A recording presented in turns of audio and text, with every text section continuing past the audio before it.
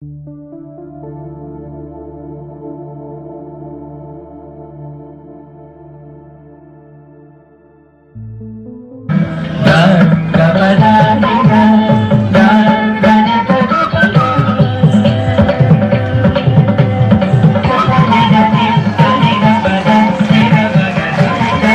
पसंद करते थे, पर अभी का जमाना जस्ट उल्टा हो गया है। अब यहाँ कीर्तन की बजाय सब नर्तकी पसंद करते हैं। नर्तकी कहने का उद्देश्य यह है कि आज हम नाच गाने को ज्यादा महत्व देते हैं। सुबह से आप देखते आ रहे हैं, मैं भी नाच गाने के जमाने में मैं कुछ अलग सुनाना चाहता था, पर अफसोस है मैं नहीं सुना पा रहा हूँ, क्योंकि वो आ ही नहीं रही है। मैंने उसे कितना समझाया, कितना बुलाया, पर न जाने वो क्यों शर्मा रही है। आज मैं आप सभी लोगों के सामने उसे सुनाने वाला था, उसकी बदौलत मैं यहाँ तक आया था, पर न जाने क्यों वो नहीं आ रही है।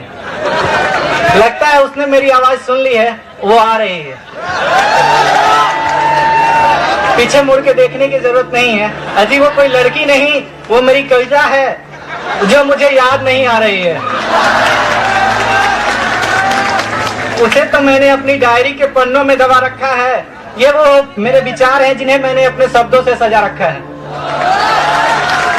और मेरे जैसे जो कवि बनते हैं उनके लिए मैं दो पंक्तियां कहना चाहूंगा। कवि बनते हो, कविता सुनाने की बात करते हो। कवि बनते हो, कविता सुनाने की बात करते हो। 4 दिन से मुंह नहीं धोए, नहाने की बात करते हो। ये हमारे कॉलेज की जो स्टेशन से और कॉलेज तक की यात्रा है, उसके बारे में मैंने एक कविता लिखा है। हमारे कॉलेज की यात्रा, मैंने आज तक ये यात्रा की नहीं है, बल्कि दोस्तों से सुनी है, उसी के ऊपर आधारित है। तो आइए इस यात्रा को करते हैं।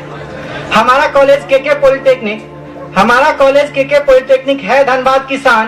पर एक बात है, यहाँ आने में होता है विद्यार्थियों का सम्मान। जाड़ा हो, गर्मी हो या हो बारिश का महीना, बस के ऊपर बैठे बिना मुश्किल है इनका जीना। ये चाहे तो ऑटो से भी आ सकते हैं, पर सभी दोस्तों की कंपनी ये नहीं पा सकते हैं।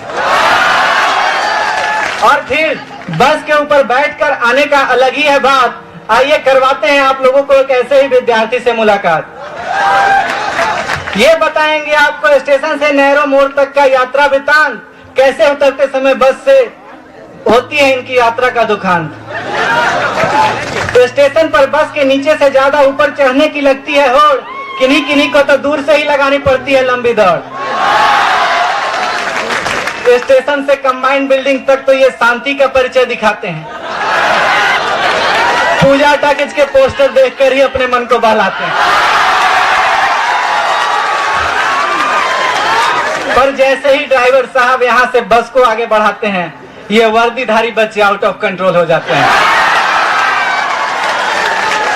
कभी कभी तो ये इतनी जोर से शोर मचाते हैं, रंग बिरंगी तितलियां भी साउंड पोल्यूशन से खुश हो जाती हैं। एक बार तो इन्होंने इतनी जोर से शोर किया था, मेंशन वालों ने मित्रा सर को फोन किया था।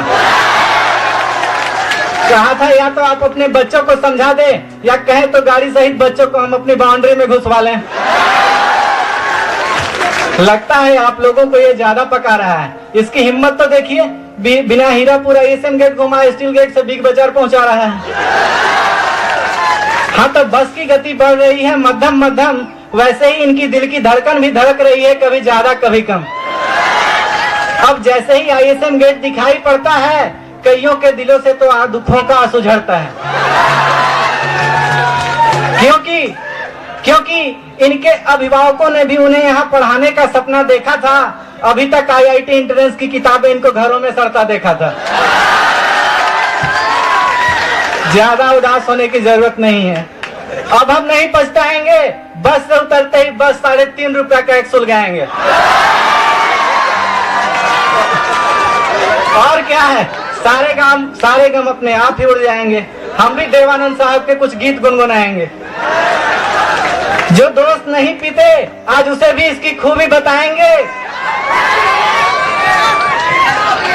अब देखिए ना, बातों बातों में बिग बाजार फेम आ गया, और इसकी करतूत तो देखिए, रिलीज के साथ डॉन 2 लगा गया। कल black narrow jeans sports shoes के साथ बैग में एक्स्ट्रा टी शर्ट लाएंगे। और मॉर्निंग 11 बजे वाला 150 रुपया में ही देख कर जाएंगे। पिछली बार भी हम लोगों को बहुत मजा आया था जब हमने इसी आइडिया से देसी बॉय दिखाया था। बस जैसे जैसे पहुंच रही है गोविंदपुर की ओर, ऐसा लग रहा है जैसे छूट रहा हो हमारा रंगरलियों से डोर। और ये लीजिए, आ गया अपना आरएस मोड़, जहां पार्टी मनाने पर सभी देते हैं बड़ा जोर। न जाने कितनों ने अपना ब्रह्मचर्य जीवन यहाँ भ्रष्ट किया है, न जाने कितनों ने अपना ब्रह्मचर्य जीवन यहाँ भ्रष्ट किया है, न जाने कितनों ने अपने महीनों भर की पॉकेट मनी चिकन चिली और बियर में नष्ट किया है। रिजल्ट अच्छा हुआ खराब हुआ या हो बर्थडे का शोर, दोस्तों अगर कुछ याद आता है तो आता है अपना आरएस मोड़। हम सभी जैसे ही नेहरू मोड़ पहुंच जाते हैं, सिर्फ जग सुना सुना लगे का गीत ही गुनगुनाते हैं। यहाँ तक का सफर 12 के बजाय 2 रुपए में पूरी हो जाते हैं, पर कुछ लोग खलासी को उल्लू बनाकर इसे भी गटक जाते हैं। अब क्या है, रास्ते भर की थकान मिटाते हैं, अपने द्वारा किए हुए वादों को निभाते हैं। थकान मिटाकर दोस्तों को जुटाकर अपने कदम बढ़ाते हैं। धूल भरी कीचड़ से सनी रास्ते पार कर जंगल में आते हैं। जंगलों और नदियों को पार कर हम कॉलेज में ऐसे प्रवेश करते हैं जैसे सारंडा ऑपरेशन के बाद सीआरपीएफ वाले अफसोस करते बाहर निकलते हैं। कॉलेज की यात्रा में इतनी कठिनाई है, कहीं एवरेस्ट की चढ़ाई तो कहीं कंचनजंगा से भी गहरी खाई है। फिर भी सोचने वाली बात है, आखिर यहाँ इतनी भीड़ क्यों है? सबसे अच्छी तो हमारे कॉलेज की पढ़ाई है। जितने मन से यहाँ के टीचर पढ़ाते हैं, उससे कहीं ज्यादा मन से यहाँ के स्टूडेंट्स पढ़ते हैं। आप सोच रहे हैं कि हम आपसे मजाक कर रहे हैं, यदि ये हम नहीं हमारे रिजल्ट्स कह रहे हैं। ये आगे की पंक्तियां स्पेशल 8-11 के लिए है। देखते हैं उनको अपनी काबिलियत पे कितना भरोसा है। अगर ज्यादा भरोसा हो तो हम तक भी पहुंचाइएगा। वो तो कॉलेज हमारा दूर है, कैंपस लेने कंपनियां आती नहीं। वो तो कॉलेज हमारा दूर है, कैंपस लेने एक बार बस आ जाए बिना सीट फुल किए यहाँ से जाती नहीं। आप लोगों को मैंने इसलिए इतना बताया क्योंकि आप हमारे मेहमान हैं। और अंत में एक बार फिर से बता दूं, केके पॉलिटेक्निक धनबाद की शान है।